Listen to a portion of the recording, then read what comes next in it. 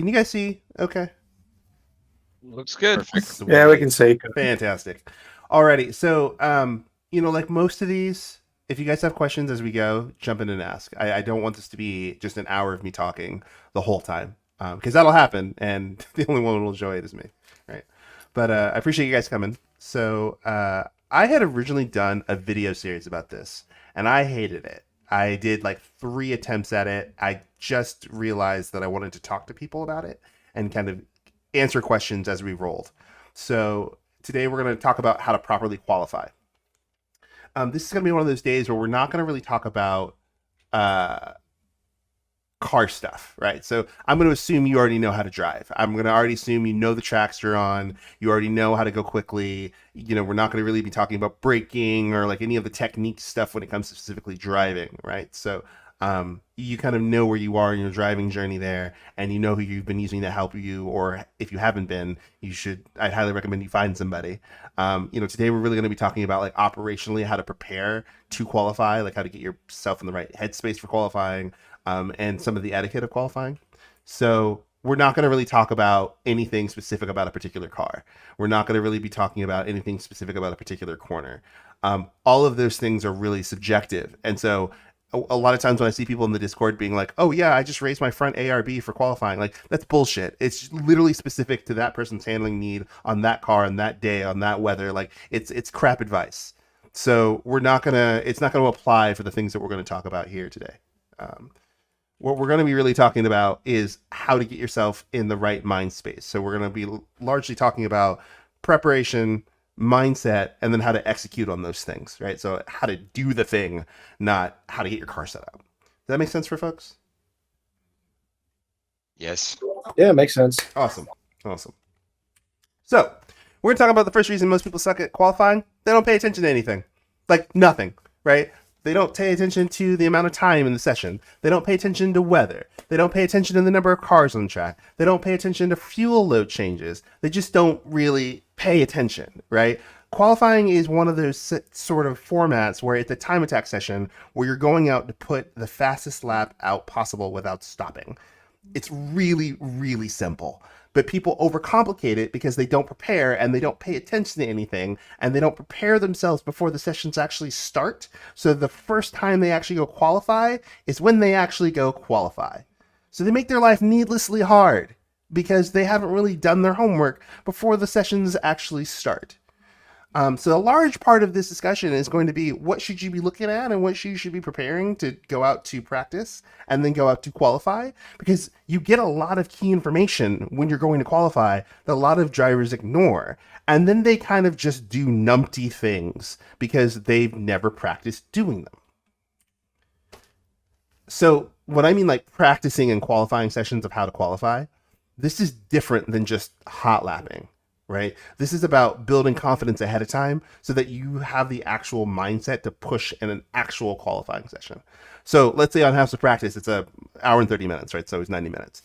Take a 10-minute block out of that practice session to focus on qualifying. Say, look at the timer and say, okay, from 1 hour, 20 minutes to 1 hour and 10 minutes, that's my pseudo qualifying session. I'm going to put low fuel in the car. I'm going to go and practice my out lap. I'm going to go do a push lap. I'm going to do and then I'm going to come back in. I'm going to see what that lap is. I'm going to try to make a change, and I'm going to try to get the best lap time that I can within the 10-minute period, right? Because that's how qualifying is going to be. You're going to only have 10 minutes. You've got to get the entire procedure done, and you've got to be able to have time to make changes, and you need to know all the elements before going in. So often if you see folks who are practicing for qualifying in practice going out and doing just short stints and then coming in, and then going out and doing short stints again and then coming in, it's so that they're ready to qualify, right? You want to do this in times also when there's people on the track and there's traffic, because when you qualify, you don't qualify by yourself. You qualify with a bunch of other cars. So you need to have the variability in front of you to be able to dynamically react to those things, so that you are familiar with them when an actual qualifying session happens, right? So if all of us are going to go out and qualify together, I need to know like the speeds of the guys around me. One of you is really slow, one of you is really fast. If I leave behind, let's say Landry, there's a good chance I'm not going to catch him on a lap, so I can push really hard right away. If I leave behind, let's say, someone like Greg, I might catch him after a lap or two. So I can give myself a certain amount of a gap that I can push for those maybe 2 laps, and I might catch him at the end, so I can put some extra fuel in if I want to. But I'll practice those things in a practice session so that I have the point of view of what it's like before an actual qualifying session happens. Does that make sense to folks? It I does. just want to clarify. It's going to take you multiple laps to catch me. Yes. Oh, fair. It will take multiple laps. Yes, it will take multiple. Put a little disclaimer at the bottom. Greg does not suck. This is not legal advice. Yes, exactly. It will take multiple laps. But actually, that's a really important point, right? Because and we'll talk about this a little bit more when we talk about actually being in a qualifying session. But like knowing the folks around you is really, really important. Because let's just say there are 4 of us. There's a really, really fast guy. There's yourself. There's a sort of the same speed as you guy. And then there's a really slow guy. Depending on the order of how those cars are on track, your qualifying session will be different. And that the way you strategize around how you leave will matter, right? Because you might say, you know what? It doesn't matter that it'll take me a couple laps to catch Greg because the person in front of Greg is really fucking slow. And so by the time we finish 1 lap, Greg will slow down and then I will slow down and I'll throw away my lap. That's pointless. I'm not going to run until either that person is halfway around the track or is right behind me or something else so that I can have a better opportunity to do laps without stopping. Like qualifying is about being able to do laps without stopping. So if you give yourself any opportunity to stop, you're kind of screwing yourself. Okay, we kind of already talked about this, but I'm going to really reiterate this. Like, when you go out to go practice, like, practice giving yourself this time, right? Especially doing warm-ups and cooldowns. You will consume time, and you need to be a professional at consuming time if you want to be good at qualifying, because your time is extremely limited. So you need to be able to maximize the use of your time during said qualifying sessions, right? I'm going to ask you guys this frequently over the course of these sessions, because I talk a lot. And most people don't listen after a while, and then they just kind of drone out, and then they don't apply things. So randomly, I might ask you a question in the middle of this, and I just want to see if folks are paying attention. Stop. Pay attention. Okay, so we kind of talked about like things we want to look at before we qualify. Same stuff, right? Session time, weather progression, number of cars, fuel load changes. Where you go see these things. Your session timer. I have a big pet peeve of people who don't pay attention to session timers, right? It's always in your face all the freaking time. It's in the upper right hand corner of your screen when you're in the garage. It's in the middle of the screen when you're driving. I personally laugh at people that drive out of the pits with less than a minute to go. It's dumb because you can't do a lap before even getting to the line in less than a minute. Those are the people that I look at and say they will be a problem in qualifying because they are unaware of the passage of time in a sport that is driven by time. Makes no sense. So be familiar with how much time you have. Be familiar with how long it takes to do your warm-up lap, right? Get it down to a science, right? Because at some point when you're doing a qualifying lap, it's just not worth it. Right, you come back in and there's a minute 50 on the lap on the timer. It won't matter even if I hit drive right away and floor it. I'm still not going to make it. So I might as well go to the bathroom or something. Right, my lap time is the lap time. Weather progression, right? Another important thing. No one pays attention to that either. Right? Why is weather progression important? That will dictate your strategy of when and how you leave, and if you need to set a banker in or if you can wait. So, if a track is dry and stays dry, grip will build over the course of the session because more and more cars will drive out, will put rubber down, and the track will go faster.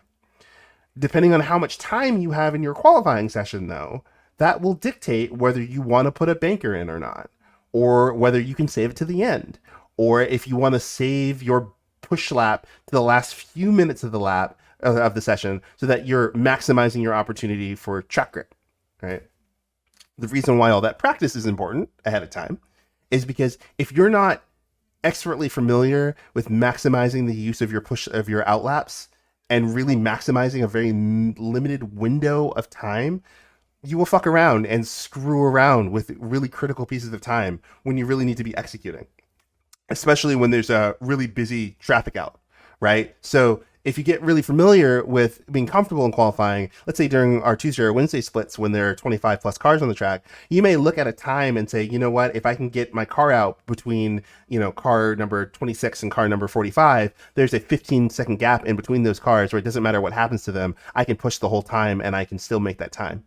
If you fall in behind certain cars, you're going to end up just catching them and it won't matter what happens. You're just going to be driving around for 4 minutes hoping for a miracle and it won't matter what you do. So it may make sense to just throw in a banker right away, get that time on the board so you're not last, and then figure out what you're going to do for a strategy after that. Any questions? Nope. None. Everything I said has just made sense. Okay. Number 3, number of cars on the track and the people on track. Right. I wish I had a better screenshot, but I was lazy and don't feel like it.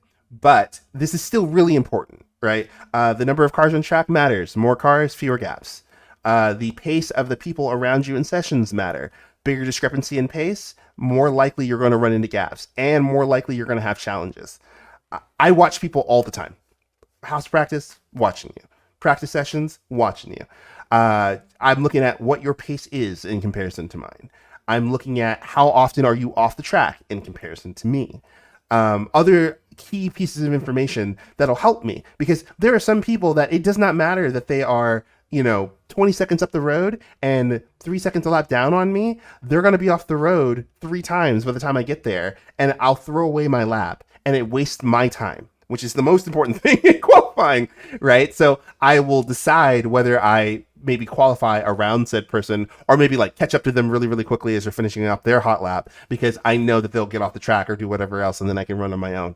But it is all dependent on a particular person of who I'm running with, right? There are folks that are quicker than me that I know when they catch me, they're not going to bail out of their qualifying lap. And so it's just going to be needlessly stressful. Like their lap's already dicked because they didn't plan the gap well enough in the first place, but they're also just going to be overly aggressive with me. And so it just makes my time more stressful. I'm going to spend more time on the track negotiating with this person, either not crashing or doing whatever dumb thing that I would either be pulling over, RTGing, or just doing something else.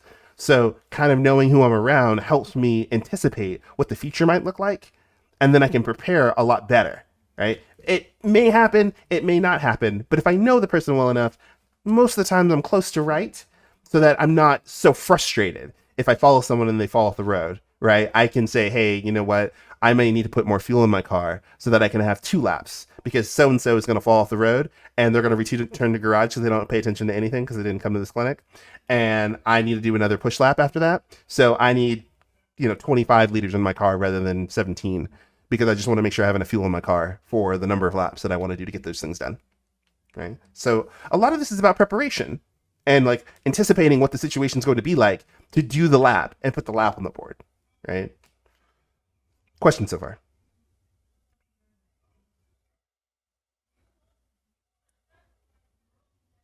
None. Davin, what are your thoughts on when you're talking about preparing to go out on the track? Mhm. If you have a comfort level as far as knowing, let's say there's 2 or 3 drivers that kind of know each other's pace, is strategizing to work together to come out on the track together and build space. Well, I mean, if you've practiced that with those other drivers, sure. Right. And also if you know the experience level and intelligence of those drivers, also sure. Right. So like, for example, I did this to you in the last race you and I were in. I drafted with you as much as I could, because I generally know what your pace is. I can follow behind you in an area that going down straights, I don't have to think about it. And so I just kind of like mentally ran with you because I knew that I had enough of a space in between that I could push without really hitting you. And so I could just kind of chase you around. It helped me focus. Right. But I know your level of driving. I know your likelihood of making mistakes. And I've seen where you make big mistakes. So if you were offline really badly somewhere, I knew that's a lap that I was going to give up anyway. But we would do enough laps that it wouldn't matter. Right. So I just ran. Right. Where with other folks, I wouldn't do it at all because we don't communicate enough together. And so they'd be like, oh, yeah, Davin, come run with me. I don't know what that means right now. right? I don't know if that means you're going to try to push me down the straight. I don't know if that means you're going to wait for me. I don't know what that means. So if you know the folks and you can work together, that seems to work. But if you don't, then it's kind of a lottery. Fair enough. Any other questions? No? Okay, I'm going to keep going. So I say this in the driver's briefings. I say this casually, and I'm going to say it again. Qualifying is a time attack session, not a race session.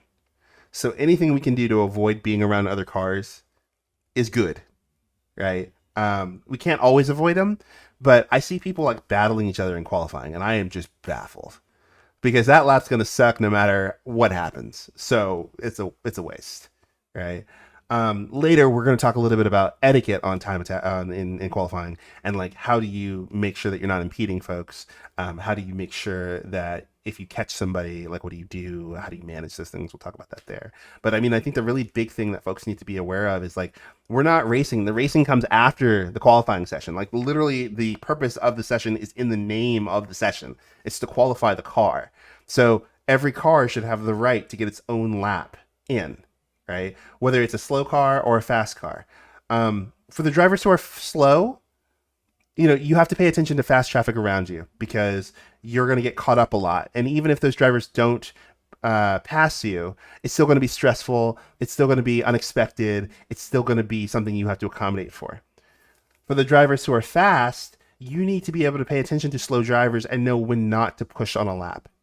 Because there are going to be some laps that you're going to catch that guy no matter what, and it's going to ruin your lap anyway. And so it doesn't make sense to waste all that time catching some guy you're going to catch, right? Like I've gone out on qualifyings where I've left behind somebody that I know I'm going to catch them within a quarter of the lap, no matter what happens.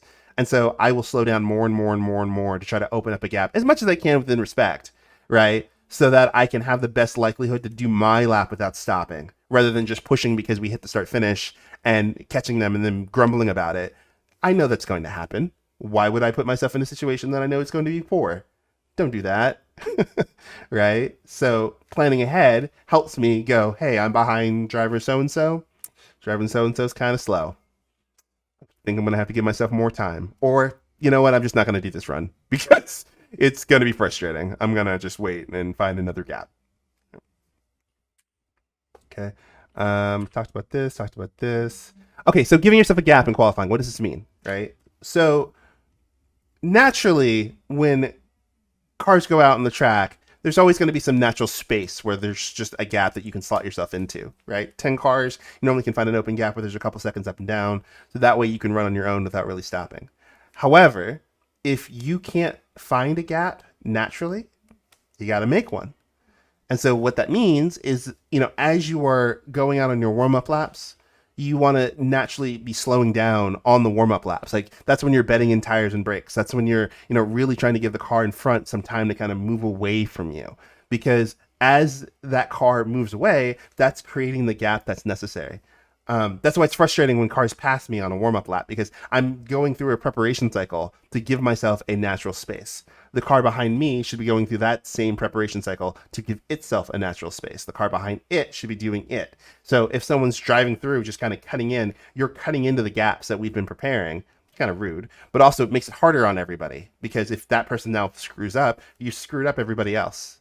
So don't do that, right?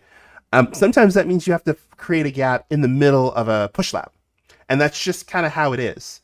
So if that slow driver we talked about earlier, I'm just going to catch him. There's nothing I'm going to do about it. I may bail out of that lap kind of early if there's enough space to the driver behind me that I'm not just going to impede him. So I have to be aware of what's ahead of me and what's behind me to see what strategic options I have, right? If the driver behind me is 2 seconds behind me, I'm not going to slow down because I'm going to screw up his lap and my lap's screwed. So why screw up 2 laps? That makes no sense. If they're 12 seconds behind me, well then hell, I'm going to slow down. I'll give myself within those 10 seconds a bigger gap to do something. And so I utilize the space as well as I can so that I have a better opportunity to do my actual laps without actually trying to stop, right? So where you can, pay attention to the MFD and see where gaps are. The gap may be behind you and you may need to slow down first, right? In order to then, in your push lap, have enough space to actually qualify the car. So the more familiar you are with the menus and the more familiar you are with creating those gaps, the easier it is, right? I have a rule in practice that I give a car that's leaving the pits ahead of me 5 seconds, and my objective is to nail down those 5 seconds before I come back in again. And the reason why I do that is a couple fold. So one, it's helpful for me in races because sometimes the person you're battling with you can't see. So you need to be able to just kind of push even though you can't see them and work the gap down versus, racing a car you can visibly see. But the same reason is the same thing for qualifying, right? So we're going to leave. I'm going to give, let's say, Greg a 5 second gap. I'm going to push and I'm going to try to close that 5 second gap up because I know I'm pushing as hard as I can within that 5 seconds to get to him. If I catch him very quickly, let's say within 2 laps, I'm going to pay attention to that and say, hey, maybe I don't want to qualify around Greg because I'm going to catch him too fast. If I never catch him, that might be a good thing. That like, hey, if Greg's leaving, I should leave because then we can go together and, we will always be able to manage our own gaps through our own pace, right? Not very likely to make a mistake, so I'll be in a good spot. Right? So paying attention to those details is going to be really, really crucial when you're qualifying because you're trying to give yourself the best chance to succeed, right? And in a perfect world, what you want to see is you want to see yourself alone and you want to see everybody else fucking around with other people, right? Because they're driving suboptimal laps while you're driving an optimal lap. So you have to give yourself the best opportunity for an optimal lap, which means you need to prepare and pay attention to do an optimal lap and not just luck into one. Make sense? Yes, sir. All right. All right. So again, pay attention. I'm going to say that a lot. Pay attention. I'm going to say that even more. Pay attention. Right. So this MFD menu is my best friend because it tells me almost all the active information I need to know about what is happening on the racetrack at any given time. That time is relative to the speed of my car. And so what I mean by that is, if I'm sitting in the pits, I'm largely looking at the mini map because the mini map will tell me if there's big enough gaps that I can slot into, get up to speed, and then see what my true gap actually is. So seeing this 2.6 second gap when you're sitting fucking still makes no sense, right? Because 2.6 seconds will pass faster than it will for me to say the sentence, and then that gap is gone. So it doesn't matter, right? But it does tell me that there are some cars that are pushing that are relatively close to one another. Maybe I don't want to be in that gaggle of people when going. So it may make sense to let all of those cars go by, wait until I maybe see the 46, and go out into the pit lane as the 46 is making their way around so that I can move my way out. Because there's a big old gap between where the 46 and the 78 is. So there's a good chance that I have a likelihood of doing something, right? Depending on the level of skill of the drivers in that group, though, will dictate whether that makes sense, right? If that group is full of good drivers, they won't screw up. And so the gap behind the 46 is a safe gap to be in because it's going to be a consistent thing. If the skill levels of the drivers are various, and some of them are kind of slow, that might be a terrible place to be because the 14 might screw up and then screw up the 44 and the 46 and then you. So knowing the people that you are around will help to dictate whether it makes sense to get out in certain gaps because you have to be in the headspace of the other drivers that are qualifying for what may be coming up, right? You can't just go out on the track and just kind of hope to get a good lap in because you could be driving into a disaster very early on. And no matter what happens, time will always pass. So you have to make sure that you're making effective use of said time because if I go out in this group and the 14 screws up and fucks around with me and I'm fucking off the track and RTGing and fucking around with my setup again and going out again, that's a whole minute of qualifying completely wasted. Time that I'm not on the track driving, time that I'm pushing buttons and yelling at stuff that I can't get back. And then I have to scramble to then try to put in a lap again somewhere else. Where if I have practiced, I can look at the map and say, you know what, I can even let the 159 go. We'll go all the way back. Let that guy run. I can do 5-6 laps by myself before I catch anybody. That's where I'm going to go put in all my bankers. Knock out your time, come back in with enough time to take a bath, right? And then do a push lap if you need to in the end, right? But it's all about that. It's all about that preparation. That's why I'm always a little like surprised when people are asking me about like how to qualify, because in my head I'm like, what do you mean how to qualify? Like find a space, drive as fast as you can, don't hit something, come back in, right? But it's because I'm experienced enough to always be preparing to do them, so I don't think about it anymore. Well, folks who are new, I'm sure it's probably an overwhelming thing that they overcomplicate qualifying, right? Because if you notice, we haven't talked anything about car setup or how to drive or anything else like that. Because at that point, it doesn't matter, right? We're assuming you have some level of driving skill because you're in a race. So now it's about how do I get the best out of my car in the limited time available. Questions? So I've got more, but just questions so far. So when you're looking for a gap on the MFD there, Yeah. would it be better to come out ahead of the 76 car because they're still on their warm up, or are you trying to catch the two other cars after they get done with their push lap? Well, so for me, I think it would be better to come out behind the 159 or in the gap between the 46 and the 78 because they're on the warm up laps. Now, it's kind of tricky because since they're in their last sector, they're going to be pushing really hard to get the momentum to get going, right? And you're going to leave the pits on a warm-up lap no matter what happens. So you don't want to get in the way of a car that you know is going to catch you for sure as you were going out on your warm-up, because you're going to just be naturally a little bit slower because you're going to have to put in, your warm-up lap and warm your tires up and kind of get the car up to momentum and all these other things, right? So in a perfect world, it'd be better to either come out right with the 46. So as you're coming out of the pits, the 46 is right in front of you. And so there's a big enough gap where the 78 can't catch you because you're coming up to speed. Or let the 159 go by and then there's a big old gap there, right? Because then they're all doing their hot laps. You can do a warm-up lap in isolation and no one's disrupted anybody. Got it. Second question. So if I were to try to time it to come out right behind the 46, how would I practice that? Because I know the pit boxes tend to change between, like, say, house of practice and the actual race. Yeah. What is the method you would use to practice that timing? I guess wait for someone to come around? No, that's exactly right. Actually, you go to a practice server and you wait for someone to come around. So if you had noticed, I don't know if you guys have noticed, but if you know, sometimes I'm sitting on the pit lane just revving my engine, just right? I'm watching cars as they're coming around the track. And I'm timing, if I get on the gas here at the end of the pit lane, how long does it take for them to get to me by the time I get out to the end?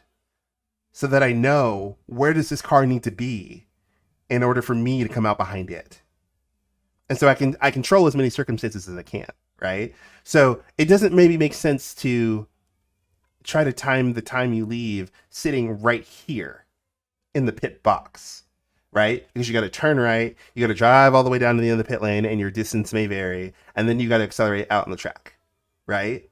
But if you go to the pit lane line and sit there, that is a fixed point. So now it's easy to time because you're always leaving from the pit lane line. So it doesn't matter what anything else is happening, right? It doesn't matter whether your pit box is at the end or at the beginning because you're leaving for qualifying at that time, right? So drive to the pit lane line at the end of the pit lane, sit there, look at the mini map, time your gap, and then leave. Because it's always going to be the same versus, wherever you are in your pit box, which you can't control because it's when you show up in the server. So you can practice that anytime, right? And I just personally practice it all the time.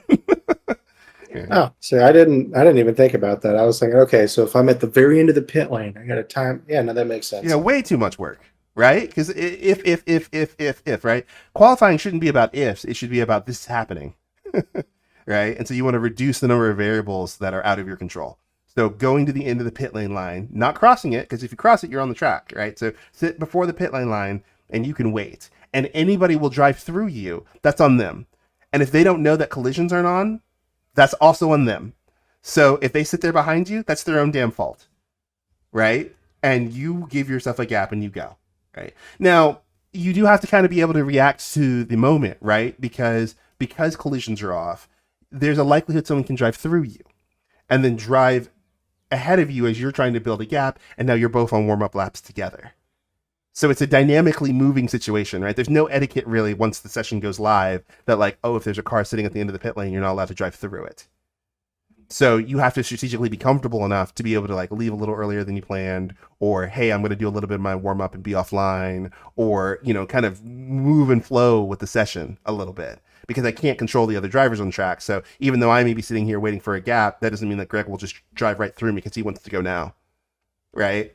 I just gotta know that's happening and decide if that's a stressor for me or not, and then react. Okay, that makes sense. Thanks. Yeah, but practice, right? You got to practice for all those scenarios, right? If you leave it for the time of the session, you will never know what's going to happen, and you will never be ready. So in House of Practice, that's why that's a really useful thing to do. Time chasing someone out of the pit so you're right out with them. Try to see if you leave a couple seconds ahead of them, does that person end up catching you? What's that like, right? If you get caught in a weird place, where do you go? What do you do, right? And that way it's not so bad. Because like sometimes like I mistime it, right? And I'm coming out of the pits and a fast car is coming on a hot lap and he's going to catch me right around turn 4 and I'm like, fuck, what am I going to do, right? So we just were at Brands, so that's why I'm using Brands. I'm like, you know what? I'm going to go at full speed all the way to turn 4 and then I'm going to wander offline right away. And that's my plan. Like, it's going to screw up my warm-up lap a little bit, but by the time the fast car gets to me, he will just drive right by me and it won't matter, right? But because I've practiced enough, I can prepare for that situation, and it's not a panic that, oh my god, he caught me on my warm-up lap, oh no, right? It's like, shit, that sucks. This is what we're going to do to mitigate that, and then I'm going to finish doing what I was doing. I've done that with you behind me. Mm-hmm. Yep. And it's helpful for me, too, because, like, especially if I'm on a hot lap, I am on the racing line, and I am pushing really hard, right? So if you're on a warm-up lap, either A, I'm going to have to bail, or B, I'm expecting you to be offline. If I see you offline early, I'm just going to keep going, which is great because I know that you know where you are on the track and I don't have to slow down. If I see you on the racing line while you're on a warm-up lap, I'm probably going to bail out of that lap, right? I might barnstorm by you because you're allowed to. If you're on a hot lap and you catch a car on a warm-up lap, you're allowed to blow that car's doors off if you catch him, right? But I might not. It depends on what's in front of you. It depends on a lot of other things. Right? So being familiar with your environment and your situation will help you make that decision. Because sometimes it just makes sense to just keep going. Oh, well, finish that lap. I'm not going to lose that much time. It's all good. I always try to see the person in front of me and to see the person behind me. Yep. What those gaps are. And, if the person behind me is catching me fast, I'm going to get ready to, give him room or whatever. Now, on the regular qualifying session, he has to slow down if he catches me, right? Well, so if you are both on hot laps, he has to slow down. If you were on a warm-up lap and he is on a hot lap, he does not. Okay. Yeah. Okay. So cars that are on equal on hot laps, so both gray dots cannot pass each other. So none of the gray dots are allowed to pass each other. But if a gray dot catches the blue dot, the gray dot can pass the blue dot. Okay. And there should not I be. always try to move out of the way. Yeah. If I know the person's coming up fast. Yeah. I'll wait for a straightaway. I'll speed up as much as I can, push myself. Either I'll go off track and you can go right by me anyway, or I wait for a big enough straightaway or some kind of, fast thing, and I just kind of lift a little bit. Well, so we'll cover that in a little bit too, because it does depend on the skill level of the driver and how well they know how to manage that too. Because sometimes if I see a car in front of me lift significantly, I back off too because I don't know if you're crashing or not. And so it kind of depends on where, like, how often I always say if you're going to lift early in straights, because then I can see it early and we can adjust early and there's a lot of road in front of us, so I don't have to do anything. Yes, that's what I try to do. Yeah, if you do it early, then I'm like, oh, okay, good. This person knows, right? Like if we're going down out of 4 into 5 and you do it early on coming out of 4, I'm like, oh, he's definitely lifting for me. Got it, right? But if I am drag racing you down the straight, even if I'm behind you and we're just both going down the straight at speed, I'm expecting you to commit to the corner in front of you, not lift just before the turning part, right? So it doesn't help me if you lift at the end of the straight and stay offline because I can't use all the road because your damn car is there. Right. I know. I definitely lift early in, the straightaway or whatever because I know. And if there's a person that's a couple of seconds behind you, I might even wait for him. Right. So it kind of depends on where you are on the track. It depends on or her. Yeah, exactly. It depends on where you are on the track and where that person is. It's really key to know the person that you're catching to see how attentive they are as well. Because like there are folks that will lift, like let's use the turn 4-5 example at Brands, right? Turn 5 is a high speed right hander. Lifting there hurts your lap time so much. And so it doesn't help me at all to lift there if I'm catching you, because you're in the way. I was going to commit at full speed and I can't do that anymore because you were in the way. So you're not actually helping me. You would have done me more of a service to just keep going quickly. And then I could have gone through at full speed and then we would have just continued to go. Right? So if I know the driver that I'm catching and I know they're kind of ticked in, you know, even if they make a mistake, they'll still somewhat commit and I can kind of go with them and that'll work out fine. If the person's a noob though, and we're going down the straight, I may just give up and be like, no, because they think they're helping and we're losing so much time with me stumbling behind them thinking they're helping that I would do better off just bailing out of that lap and just trying again somewhere else. Right? Because we're hurting ourselves together. I don't want to do that. I need to use my time and I'm wasting it here. So. And the noob doesn't know any better. Right, and they don't know any better, right? They think they're helping, like they genuinely are, right? When I see someone lifting at the end of the straightaway, it's adorable because they think they're helping, right? But they're lifting at the space that has the least amount of road at the highest point of speed. That does not make any sense. So Could you repeat that? So if you lift at the end of the straightaway to let a car go by, you are lifting at the highest rate of speed with the least amount of road to do anything. Like this is a straight and there's pavement here, right? So if you lift down here, we're hauling the mail up here. This number is really high and there's not a lot of road before the road turns, right? So I can't do anything as both cars are moving forward and we're moving very quickly. So somebody's going to commit. So I hope, maybe, right? Or we both bail out. But it's frustrating because I don't have a lot of space or time to negotiate those things. And if you are in front of me, you've already reduced the line because you're in the way. So it doesn't help, right? You think you're helping because you're lifting, because you're like, oh, he caught me at the end of the straight, I'll lift for him. But in reality, you've made life way harder for everybody because you're just in the way. Where if you lift back here, there's all of this road, right? So the car that has made a mistake or is on its warm-up lap lifts. The car that's on its warm-up or is on its hot lap just goes meow and just drives all down this long old thing of pavement and drives away and just keeps on going and everything's wonderful, right? And you get a pat on the back for, hey, thanks for getting out of the way, buddy. You're great, right? Because you gave me time and space to negotiate your adjustment. Where if you do it down here, there's no time and there's no space. Right. Right? So thanks for nothing. Like you might as well have just not even done it. So it's a thing that I try to remind, especially rookie drivers too, especially those who are like less comfortable being with cars around them. Like I totally understand it, right? They just need to understand the impact of their actions and they don't. So they end up blocking a lot of cars and then wondering why people are frustrated with them. It's because they were clumsy. Like, okay. So I wanted to talk about this a little bit, and this slide didn't work the way I wanted, but this is okay. What I wanted to talk about here is just the impact of laps in qualifying and how time remaining is important. So every time you go out on the track, you leave from the pits. So that means every time you go out on the track, your first out lap, your warm-up lap, is a partial lap. Every time. It's always going to be slower than a fast lap. You always have to do it because you always have to warm up tires. Your tires are, even if you leave with tire warmers immediately on and everything, you still need to get them up to pressure, right? The warm-up lap happens every single time. That time will be consumed during the qualifying session no matter what happens. Time is immutable, right? So you've got to factor that time in. Then you've got your push lap or your banker lap, depending on how much time is remaining, right? So let's say a quick lap around Brands is 124, 125, right? So we're going to use that 125 as well, because you've got to do the quick lap, assuming nothing else happens to you. You don't get caught up in traffic, you don't slow down, you don't do anything else, right? So at a minimum, if we do this run, you're going to consume 3 minutes, no matter what happens. You got to get around to get a qualifying lap, you got to do the qualifying lap. Then if you decide to RTG, it may take a little less time, but if you do a cool down lap or a partial lap, that's going to eat up some time.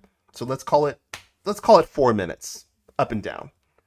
So on a 10-minute qualifying session, how many chances do you get to run?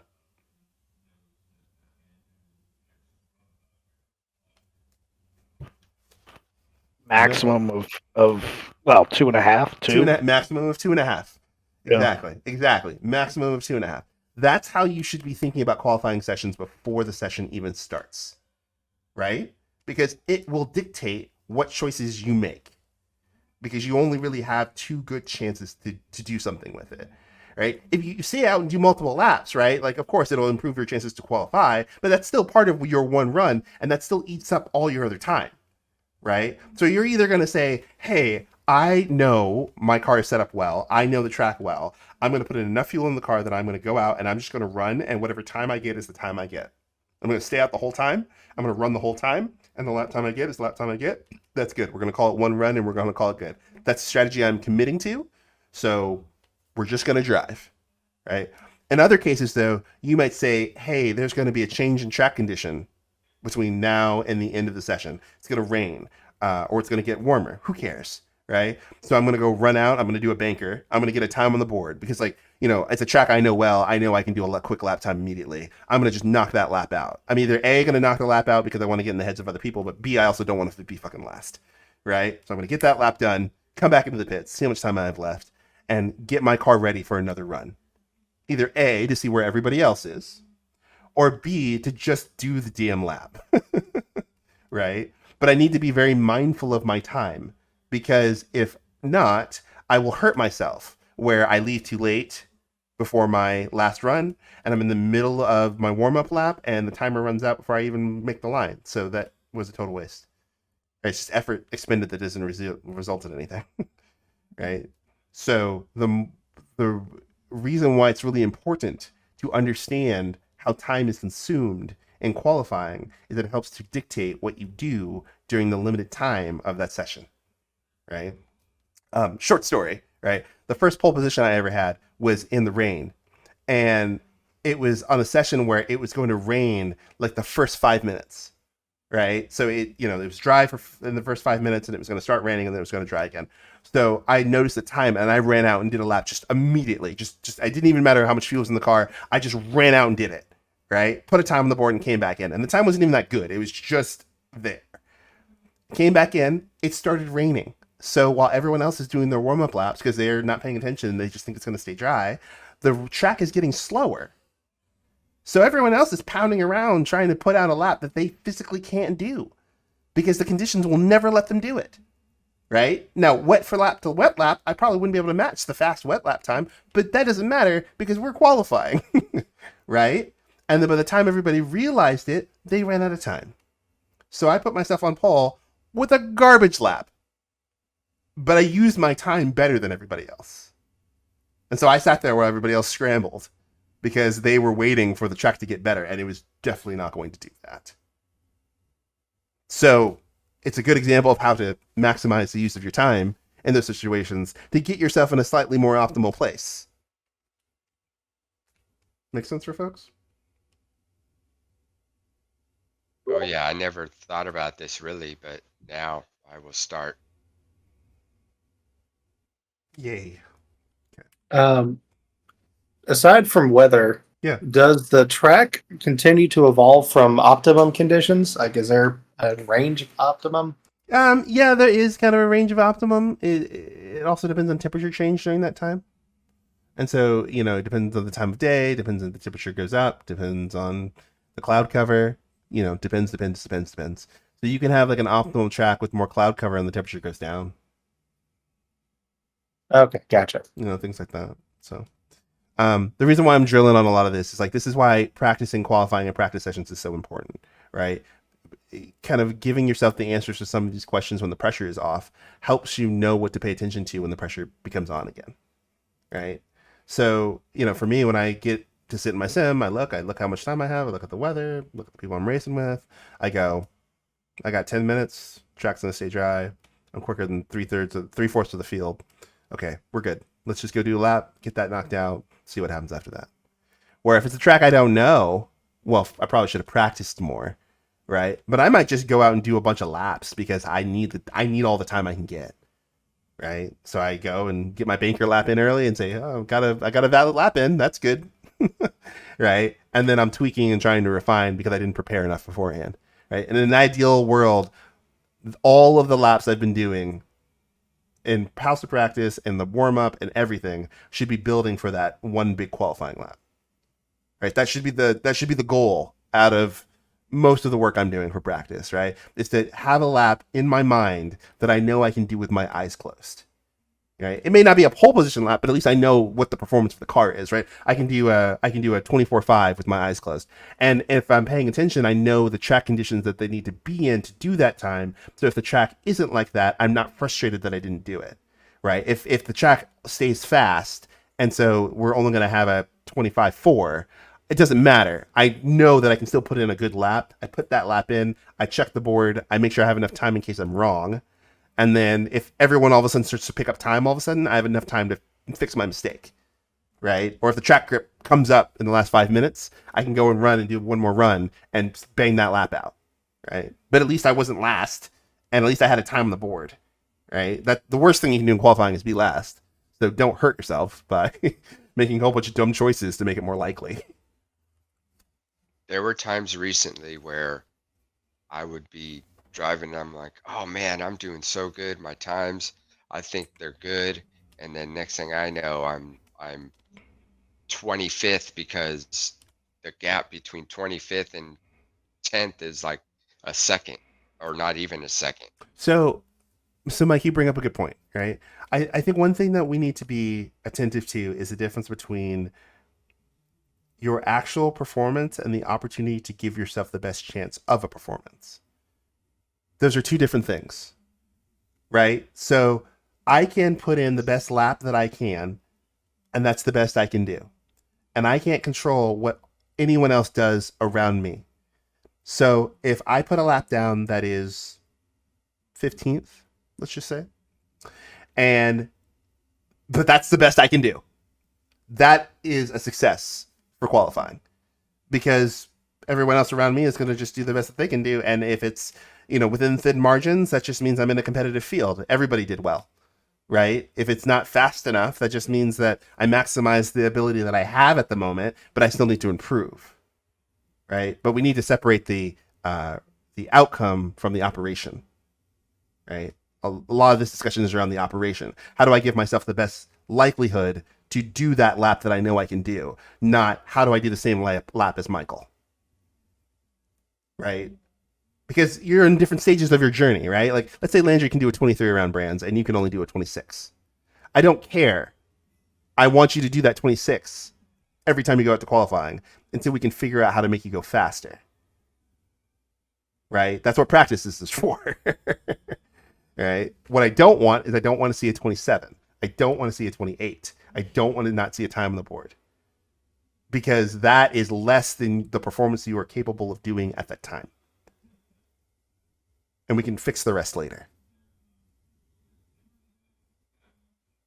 Cool, makes sense. Thank you. Yeah, no worries. Okay, Yeah, so just to add, like, to prepare for that lab, usually what I do in practice, I will start the practice with race fuel, because I know the track was a lot of time green. I'm just gonna run around, but by the end of the practice, for the race, when we do the race week, then I will do a couple laps for quality, just to get in that mindset that now the car has less fuel, and then I could just try to push to prepare to quality. Yeah, exactly. So put a little bit more fuel in there to for a couple of whatever laps, and then just to get your brain in, right? Like, for the warm-up laps, like for the practice, I run at race fuel just to kind of run around, right? Just to bum in. And if I'm really feeling fired up, I will spend the last 15 minutes doing a pseudo qualifying session. I'll put in qualifying fuel load, and I will push the ever living shit out of the car to just try to see what time I get.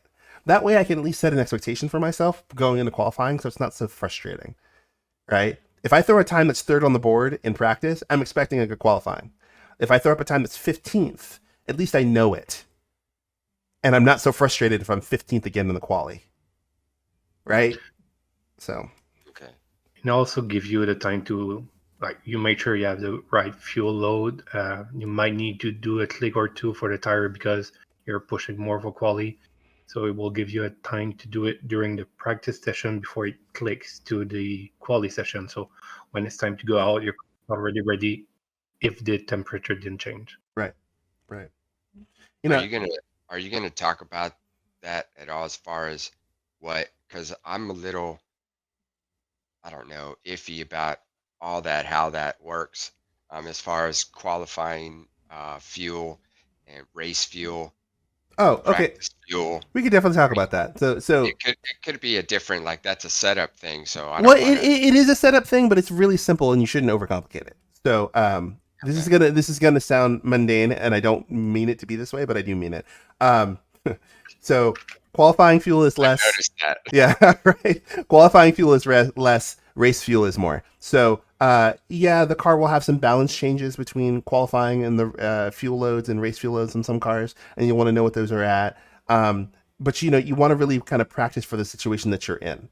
So if I'm on a practice server and I'm practicing the battle of their cars, I will more likely have a race fuel load in my car because most of the time when I'm racing with other cars on track, I'm not on an empty tank, right? I'm on some level of fullish fuel. So I want to know what the car feels like braking. I want to know what the car feels like turning. I might set up the car in those conditions because those are going to be the ones that when I'm in the race, I'm in the most often. And so I need the car to be comfortable for me then. Right. Often, I keep the same setup from qualifying to race most of the time because our races are short. So we don't really need to be changing. There's not a huge balance shift over time. We're not running through multiple sets of tires. We're not doing whatever. And I don't want to add extra complications to it, right? Having a car that is about to kill me, for me personally, this is for me personally, is not worth it 9 times out of 10. Right? If I could find an extra 2/10 with a car setup that's sketchy, my personal philosophy is I should find those 2/10 by driving better. And so I will make other setup changes during my practice time to try to find that performance as a regular baseline rather than on a, oh my God, I'm going to die lap. Because there's no guarantee that in your qualifying session, you will have that same level of performance with a car that is also more likely to kill you because you set it up that way. So, in my mind, why do that? Right? I want my performance to be as consistent as possible. So, I try to minimize the amount of change I do at the last minute. Right? The only changes I make are tire pressure changes. Right? The ambient goes up, so I go down a click. The ambient goes down, so I go up a click. Because I need to keep the tire within a particular performance window. But I'm not going to just like throw caster at it at the last minute. Right? Or like have a different car going in for a session that I haven't tested. Because then I don't know. I'm going to react to every change that it makes, and it's probably not going to go the way that I want. That's a work in progress. So yeah, well, a large part of it is just confidence over the setup you've got, right? Mike, for you in particular, what I've noticed is that you struggle with just general lap to lap consistency, right? You put yourself in situations where you either have a car you've chosen or you drive in a certain way where you do different things every time. And so you don't really have a base rhythm of whatever pace it is that you can hit over and over again. So while you're doing that and making changes to your car, it's like trying to solve a Rubik's Cube while doing gymnastics. Right? It's hard. You're adding a lot of variables every single time you go out. And so every time it just becomes a bit of a lottery whether you're going to make it around or if the lap's going to be good or the lap's going to be quick. And so it's going to be difficult for you to make consistent progress because you don't know what stays the same. So where you can remove those variables for as you're developing your driving skill, that will help you because then as your driving skill gets more refined and you understand the technique portion of it, then you can make changes knowing you have the fundamental driving skill to keep the car underneath you and then maximize that performance, right? But if you put yourself in a tricky situation and you don't have the experience to know how to handle it, you're more likely going to have an error. And that's why I'm staying in rookies for one more season. Yeah. And that's not a slight on you of like, oh my God, Mike, you suck, right? That is just part of the journey of developing of being a driver that every driver goes through, right? I'm hard on myself, so I say I suck. Well, I'm tired of being last, so I'm gonna work. That's one of the reasons I'm here. Yeah. I'm tired of being last, and I want to, be more competitive. And dude, amen. I'm totally with you, man. Like, and honestly, even the good drivers say they suck because they're always scrutinizing, right? You heard earlier, Lindsay and I were talking about the SRA stuff and how the top 24 are within, a couple tenths, right? And so you're 2 tenths off the pole time and you're pissed. And it's more because everybody is doing well. It's part of racing, right? So you're definitely going the right way. You're doing the right thing, right? It's just, yeah, go ahead. I was getting frustrated at the GT4 race because I was with everybody for a minute and then you just slowly started moving away. Right. And I was like, oh man. Right. Well, okay, so let me maybe put that into perspective though. So if you and I race 1-on-1, and let's just say on a good day, I'm only 2 tenths faster than you, just 0.2, right? Over 10 laps, I'm going to be 2 seconds ahead. No matter what we do, just by going around and around the roundy round, I'm going to open up 2 tenths of a gap. It's like one corner I'm doing better than you, right? And by math, I will be ahead of you by the end of the race. I'll finish with less time. It's just kind of the end, right? So the objective in racing is to reduce the amount of inconsistency between each lap, to reduce the amount of time it takes to get to the finish line. And so whatever we can do to reduce the number of errors and inconsistency, the more likely we're going to have a high rate of performance. Right? And so it becomes, yes, it's about driving skill and your ability to drive and how fast you are and comfortable you are. Yeah, there are a bunch of emotional characteristics that come in there. But consistency is a big factor in that because just the numbers don't lie. Right? And so, yeah, you probably kept up with me on one lap when I was in traffic with a bunch of other people because my first lap had to be inconsistent because I was in a pack of 5 cars. Hey, that made me happy anyway. Right? No, that's a good thing to be happy about. Dude, I suck on opening laps. They're the worst parts of racing for me. But still, like, once all the cars get into a rhythm, I know my baseline performance that I can keep with cars. And so, like, I'll be looking at the MFD and I'll watch a guy and he'll do a 24.5. And I'm like, dude, I can do a 24.5 in my sleep. And so I can just sit there and go round and around and around and around. And by the numbers, I'm going to catch him eventually. Because I know my base level of performance is consistent and his is not. And so I will get closer. And you'll get there too, right? It's just kind of the general theme of this presentation, right? How much attention are you paying, right? Are you actually braking at the same spot every lap? Or are you just braking kind of generally in the same place? Do you have a braking marker that you use to actually brake? Where is it, right? Do you actually hit it? Is it where you put your foot on the brake? Is it where you take your foot off the brake? Is it where you turn? Like, yeah, it's really tedious, but all that information is really, really useful to create a repeatable pattern, right? It's like playing an instrument, right? Music only sounds good because the player blows the same way at the same time with the same force every time.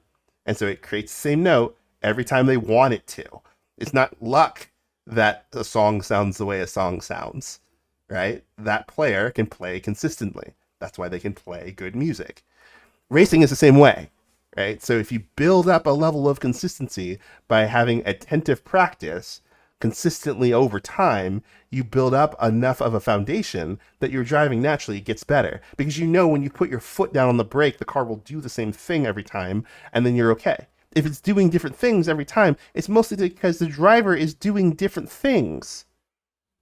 And you just need to get to a level in your driving when you can acknowledge that and give yourself more of a buffer so that the car becomes more consistent. Because it's not magic.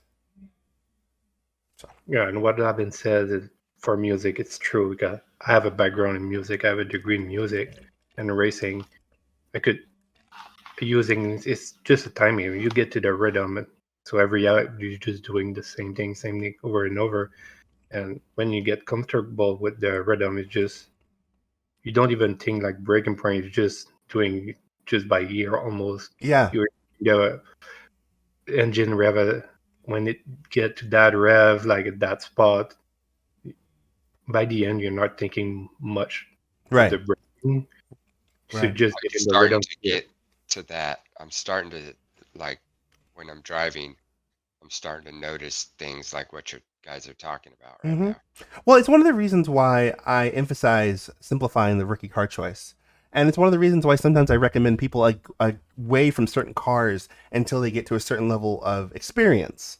Because some cars handle and react differently than you expect.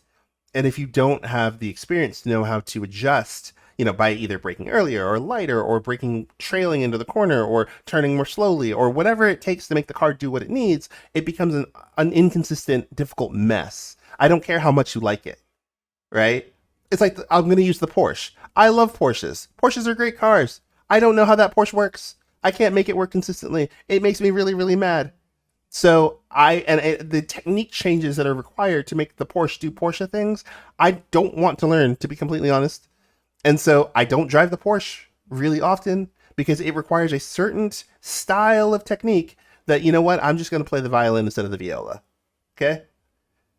And I can get a more consistent performance out of a different car that when I hit the brake, it does what I want it to do and that I notice it doing and that I can work its way through. I'm sure if I spent all day in a Porsche, I could probably figure it out. Don't wanna, right? And so that's why sometimes when I pop in and ask people, like, you want to maybe try a different car? It's because they need something that is a little bit more communicative to them in the very beginning because they don't know what to listen for, right? They're not paying attention enough because they don't know what to pay attention on. So the car gives them some obvious sign that they completely miss, and then they just spin off the road.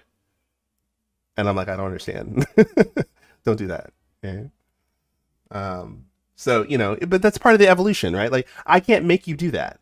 As a coach, I can only give you guidance and give you recommendations of what I think might make you more successful. And then it's up to your individual decision-making ability to make those choices. And so if you want to be stubborn, I'm just going to let you be stubborn until you either figure it out on your own, because, hopefully you figure that out, or you make a change. Or you get mad and make a change. Yeah, or you get mad and make a change. Like, either way, I'm just like, my driving's fine. I know what I'm doing. I'm just trying to help you. Right? So, exactly where I'm at right now. Yeah. So that's why often I watch folks, and especially when they're falling off the road multiple times, I wait to see if they ask, why did I fall off the road? What did I do to make the car fall off the road? The car did not fall off the road on its own. I operated it to a point off the road. I try to pay attention to that too. Right. And it takes time. And also different points of view. Like, I have to run with other people so they can tell me stuff that I'm fucking up all the time. Because, like, when I'm driving in my head, I'm doing the best I can, right? So I emotionally don't want to hear it from myself. And so I need somebody else to come with me and say, hey, Davin, dude, you were braking way too late. It's not a bravery problem of you going into the corner faster. You're going in too fast, and the car won't turn, and you fall off the line. Stop. Slow down earlier. Oh, okay. Right? Like, I sometimes just need to hear that critical piece of information so that I can make the adjustment and get the better performance. And then once I've adjusted, then that's just the breaking point, and that's fine, because that's all I wanted. And you move on. Anyway, I got off on the tangent. We talked about a lot of these things. I wanted to talk about etiquette real quick, because it's a thing that I noticed that happens a lot, and I think a lot of it happens more because of just a lack of understanding of the impact of what happens on the track, not so much that people are being dicks. Right? So I just wanted to highlight a couple things that I thought were important. One is leaving the pits. Like, pay attention when you're leaving the pits. Don't cut people off wherever possible. Right? Whenever you leave the pits, your tires are cold. So you will always be the slowest car, no matter what. Every single time. From the guy who's going to be on pole when he finally gets his hot lap in to the slowest fucking person, they all leave on cold tires. They will always be cold. So where you can, pay attention to cars that are coming down the straightaway, and don't just leave the pits in a place where you know they're going to come up the back of you. Because it doesn't matter what you do, you will always be slow, and you will always be in the way. So it makes it difficult for everybody, because a car in a hot lap will stumble into you. You'll get stressed because the car won't go away. That car probably isn't going to slow down. So if you just pay more attention, you can say, hey, I'm going to wait an extra 2 seconds and let that car roll by me. Right? Sometimes that might mean that you have to wait in the pit lane because other people may not be paying attention. I've gotten rear-ended so many times on the pit out because I'm letting cars go by slowly, and someone's not paying attention and just smashes into the back of me for reasons I still don't understand. And so to protect myself, I give myself more safety in the area that I'm, transparent. And then the cars can just pass through me and I can go out of the pits. But just pay attention when you're coming out of the pits. Like, beating me coming out of the pits in a qualifying session or a practice session doesn't do anything. You don't gain anything. There's no position change. It's not the race, right? In the race, different. In the race, I have to deal with it. In the race, beat me, cut me off. In the race, it's a race, right? But every other situation, every other session is not a fucking race. right? So it just makes life more complicated for no reason. And that's why I harp on it so much. I know every one of us has been in a situation where we're just doing a lap and then a car comes out of the pits and just is on the line right in front of you right away. I do not understand why. Personally, for me, it's also a little rude, right? Because you're just kind of being selfish with the track and not paying attention. So it's irritating, right? You can do the same tire warm up offline. You can do the same tire warm up in the gap behind me. You don't need to just get in my way and ruin the work that I'm working on, because I'm prepping for something too, right? So now I have to redo all the work that I did because you're not paying attention. Quit it. Right. Second thing is, when you're doing a preparation lap, you need to start preparing your gap across the lap, not in the last sector at the very end, right? This is one of those ones that actually I'm going to ask the stewards to start focusing on more over the course of races, because it's very frustrating to have gone out, got your gap prepared, got your tire warmed up, getting ready to go on a push lap, you're getting a little bit of momentum going, and then as a car in front of you just comes to a complete fucking stop. Right? Because it dominoes affects all the cars behind you. Because I have to stop, and the guy behind me has to stop, and the guy behind him has to stop. And so everyone just gets disrupted, and then that lap is wasted. So now I have to go do a whole nother lap. And then God help me if you fucked up that lap. Right? So now you've ruined a whole bunch of other people's laps, and you didn't even do a good lap yourself. So it's like, why? Right? Just do that out lap at a reasonable else's pace. Realize if you're prepping, other people are prepping too. And you'll have a much more higher likelihood of not only having a smoother qualifying session, but a smoother push lap when it's time to push, because you've kind of managed your gap and momentum, and all the other cars are managing around you. So don't just come to a stop at the last corner. It's kind of a dick thing to do. Second thing is, like, if you make a mistake on a hot lap, try to finish your lap at a reasonable pace. You know, we had that conversation earlier about if you lift early, it gives cars a chance to go around you, right? People on a hot lap don't know if you're stopping. So especially if you make a mistake and don't invalidate your lap, if you're not planning to finish the lap, at least push until you get to the pits, right? Because if you come to a stop somewhere on the middle of a hot lap and I'm on a hot lap behind you, I can't pass you. So you slowing down to get offline doesn't do me any good if the dot's still gray.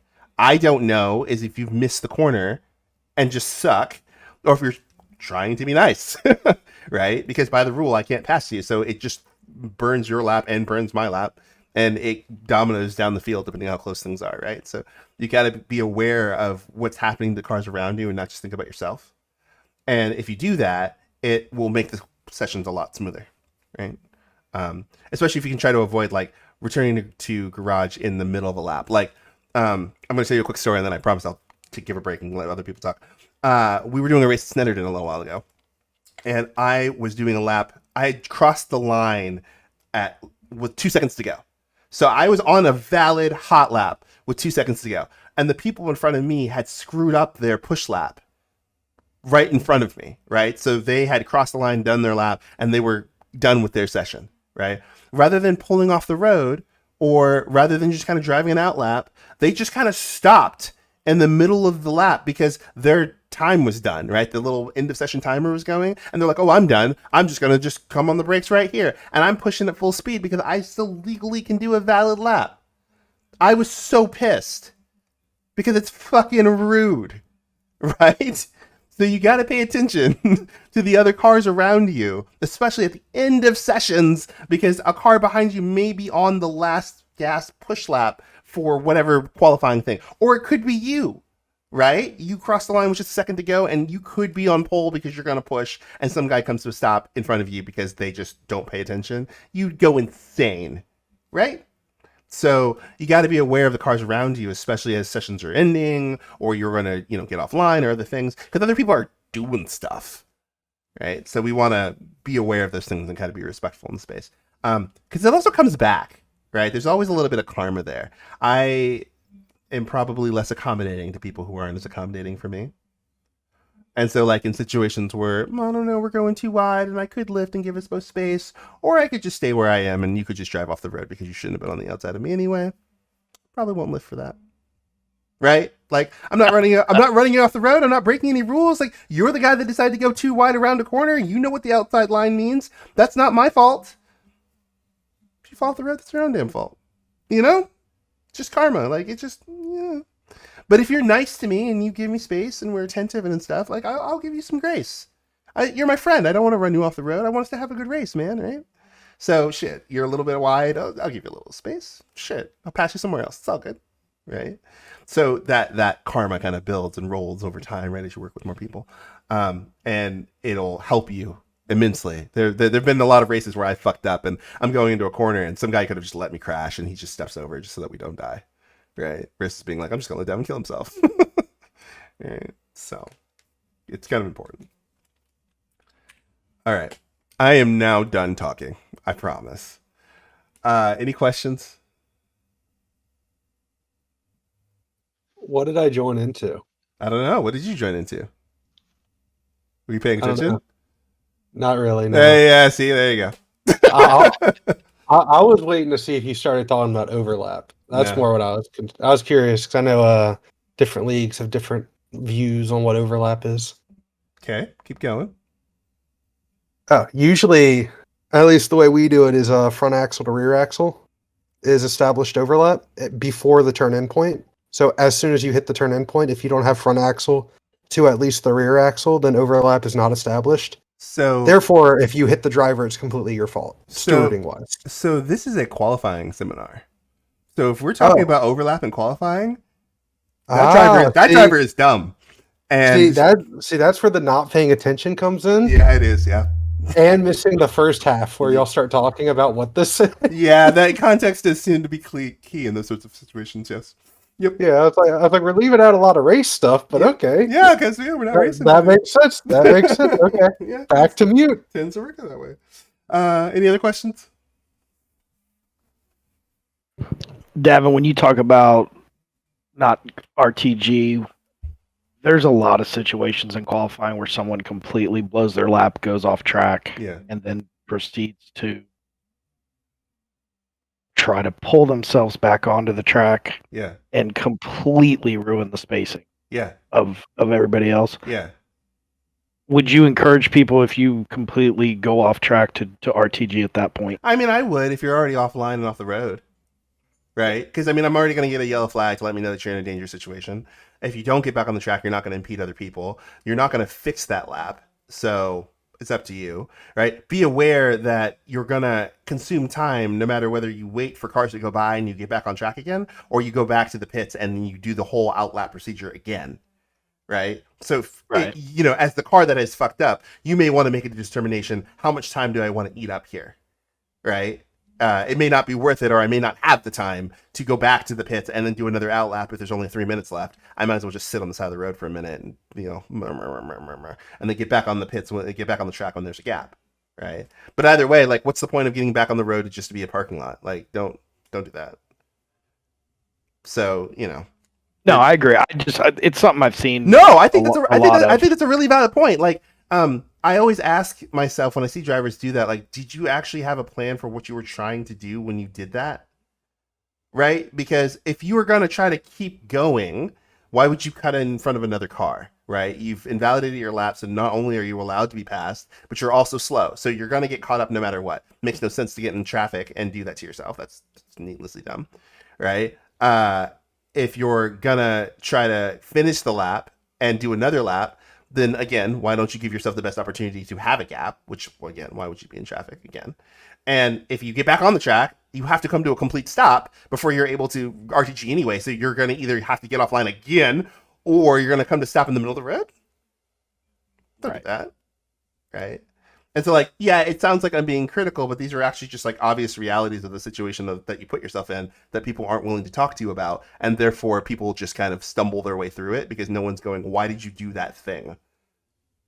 Right? And so it's not to call you dumb or anything. It's just to be like, "Why did you do that thing?" I think it's always track specific as well. Like, it is. You see it. You got 40 cars trying to qualify on a short track. Yep. It's infuriating. Yeah, it really is. It really is. Right? I see it a lot in rookies because, I'm normally up near the front in rookies. And so as I'm doing a lap, I catch a lot of cars. And so you see people all of a sudden just jumping back on the racing line and coming to a stop. And I'm like, oh, not only now do you have to do it, but now somebody else has to do it. And now there's 10 cars that all don't get a qualifying lap in. But you're not thinking about that because you're only thinking about yourself, right? So that gets frustrating as you have less time to qualify, right? And if you're in situations where you only have, let's say, 10 minutes, like if you can move to Tuesday and Wednesday split, that can really significantly hurt your ability to qualify, right? Because fumbling around in the one open gap that you had means that you never had clear traffic for the rest of the session, and you end up qualifying 20th because, right? Yeah. So Yeah. shucks. Any other questions? Or something that I blew by that I should have talked about more, or something you thought I should talk about that we didn't, or that this wasn't helpful and you just wasted an hour on a Saturday? No, I learned a whole bunch. Hey, I did too. I took like 2 pages of notes. awesome. Well, and we're here, right? Like, I wanted to do this because I thought that a clinic would be better than a video, right? I could go through the whole thing in a video, and then you're just kind of sitting there looking at a screen, right? So. And you can't really ask any questions. Can't really ask any questions. Time anyways. Yeah, right. I mean, the big thing about racing is most people overcomplicate the simple things, right? In my mind, the qualifying session should be the purest, most simplest time, right? It's the culmination of all the preparation and practice I have done to do a single lap as fast as possible compared to the other cars. That's it. And so any activity that overcomplicates that act is a waste of time for qualifying. I shouldn't be making big setup changes to my car because hopefully I've practiced and know where the car is going to be, right? If I actually heard you say that. Yeah, right. Maybe there's a little bit of scrambling if the weather changes or if some jackass admin doesn't tell you what the temperature is going to be or changes it at the last minute, because I tend to do that sometimes, right? You may have to spend a little bit of your time in the morning warm-up getting tires back into range and maybe making small handling changes. But I'm always going to say this. If you know how to drive, you know how to drive. You should be able to drive around certain things. So eventually, by the time we get to the qualifying time, you should still be ready to qualify. Still, track didn't move. The corners still go the same direction. So, it's about eliminating a lot of overly complex things, right? And that's why often when people ask me unrelated questions about, let's say, qualifying example, I will say things like, "Oh, I just don't worry about that. I ignore those things," right? Because, like, for example, we didn't talk about a setup change at all this entire last hour because nothing I will tell you ever will be helpful because it is entirely down to the unique situation that you were in at the time. The car, the track, the driver skill level, the the weather, like all this other crap that I don't know. And so when somebody gives me a nondescript answer, I'm just like, that's a bunch of bullshit. Like, that's not going to help you. You don't know that, right? So we just move on. I need to pay more attention to that weather thing. Mm-hmm. The 10-minute, 30-minute, that little window. It's not. Yeah, go ahead. Yeah. Well, I've been looking like for, if I don't have like crew chief or something like that, he tells me the difference when the track temperature changes. He tells me. Right. But if I look for it, I can't find it. Right. Well, okay, so like it's not gospel, but it's helpful, right? Hell, Formula One drivers can't even get the weather right half the time. Right. It gives me something. Something, right? Exactly, right? So like if you know in 10 minutes that the weather is going to change, you need to make a plan. Right? If you know that in 10 minutes it is going to rain, well, let me get my lap out right now, just whatever it is, because it doesn't matter what happens in the 10 minutes after that. The track will be slower, and it does not matter who's driving the best in the rain conditions, because it's going to be slower than dry. Just a fact of life. Right? So let me get my lap in and then hope for the best after that.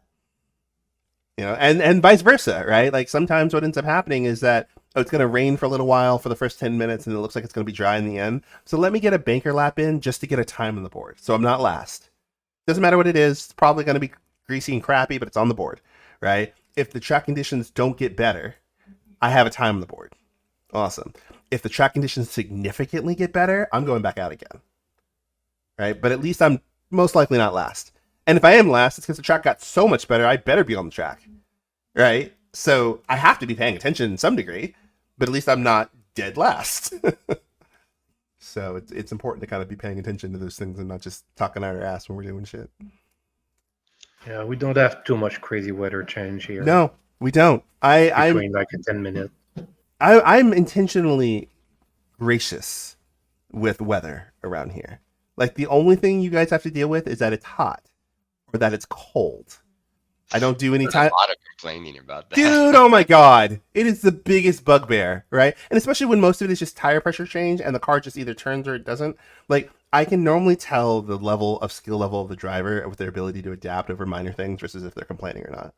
Because I'm like, are you telling me that an extra 5 feet of braking was really what was causing you to complain? Shh, get out of here. I don't know about everyone else, but the obscenely hot Watkins Glen was actually kind of hilariously fun. Yeah. You know, I enjoy them when the weather is different. Also, when the weather is too much the same, it's just boring. I know what's going to happen, and it's not worth showing up, right? But at the same time, like the reason why you guys are here, and this is not to be disrespectful, but the reason why you guys are here is that most of you don't pay attention to a lot of the small details in this damn game to know what the hell's going on. And so when variable things change over the course of the session, you guys are completely lost and stumbling around and making really rookie mistakes that hurt your race, and then you come to me to complain. And so rather than just saying deal with it and having you be frustrated anytime the weather might change, I try to provide some general baseline education of like, hey, the order of operations of driving a race car does not change whether it's 10 degrees or 50 degrees. Braking, turning, accelerating are all the same. Reference points are all the same. Like, right? You either know how to operate the vehicle or you don't know how to operate the vehicle. If you don't know how to operate the vehicle, come talk to me. If you do know how to operate the vehicle, fucking deal with it. Right? But like, just complaining is like life, right? It's just life. So, but I want you guys to have that experience with that variety, because when you go race other places, they won't be as accommodating, right? They're just gonna say, "This is the weather. This is the way things are. Deal with it." You don't know how to do that? Sucks. Get better, right? And that'll cause people to quit. I don't want that, right? So it's advantageous to let's say like I do this with every car that I take out. I'll do multiple pit strategies, like 2 dry and 1 wet. Are you And gonna? then Yeah. So for me, what I will normally try to end up doing is like I will set my strategy based on the length of the race, and then I will kind of adapt based on the pace of the people around me, and like what we catch into. Right. So now we're on a different tangent. Now we're not talking about qualifying anymore, right? Right. But you know, in those sort of situations, I try to simplify as much as I can deal with, because like I'm smart, but I'm not that smart, right? So I want to have my tools somewhat prepared so I can pivot if I need to pivot. I need to understand there's a lot of things that are out of my control, pace of the other cars around me, incidents, my whatever else, right? And then I need to have a general plan I can stick to in case everything goes to shit, that I can just deal with whatever happens afterwards.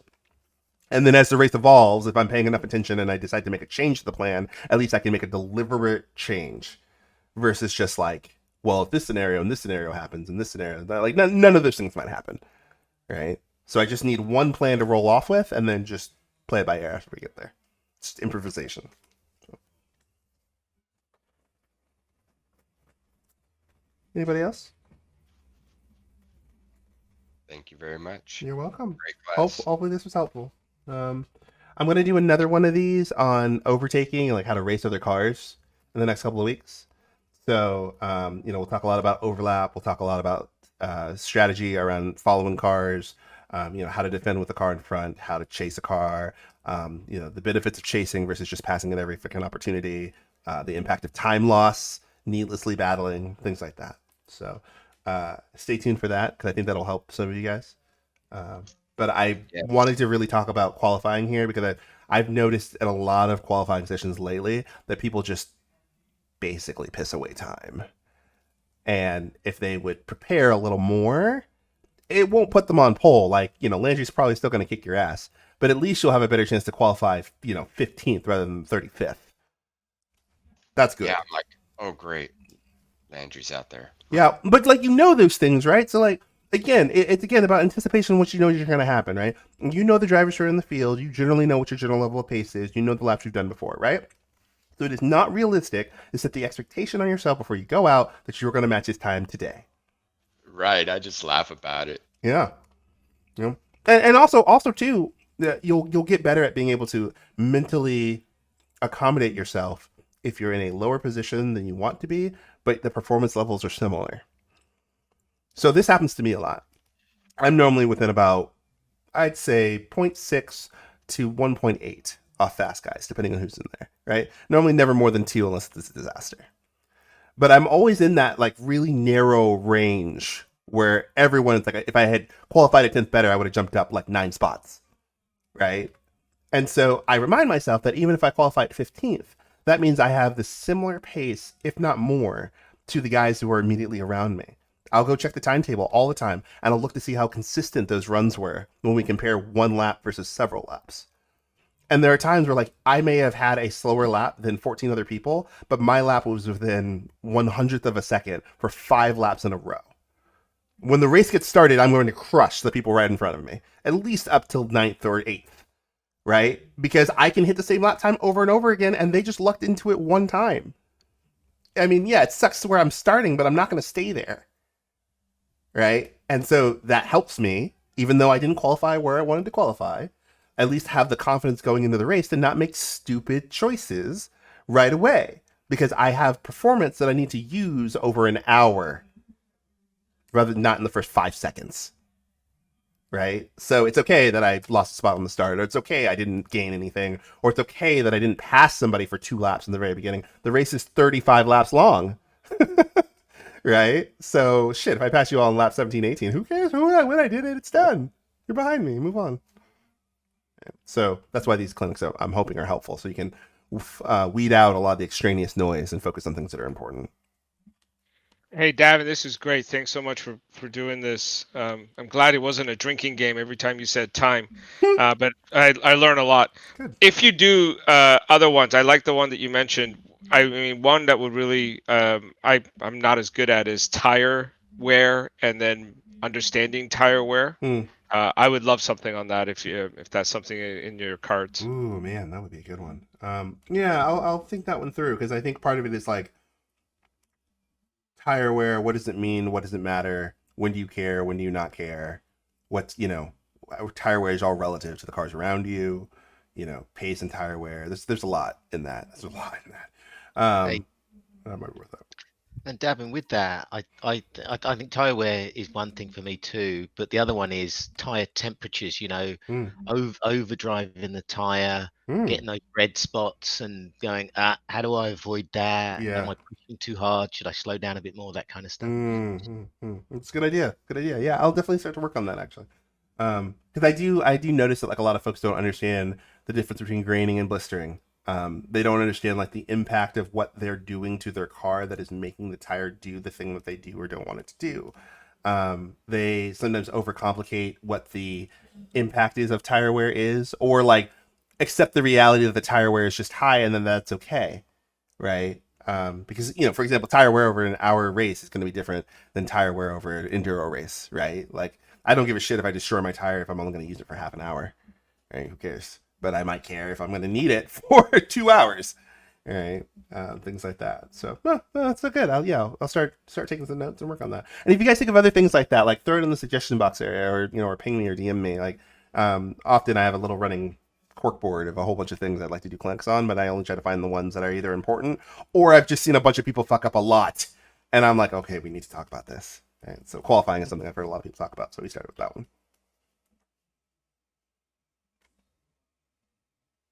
Alrighty, you guys are dismissed.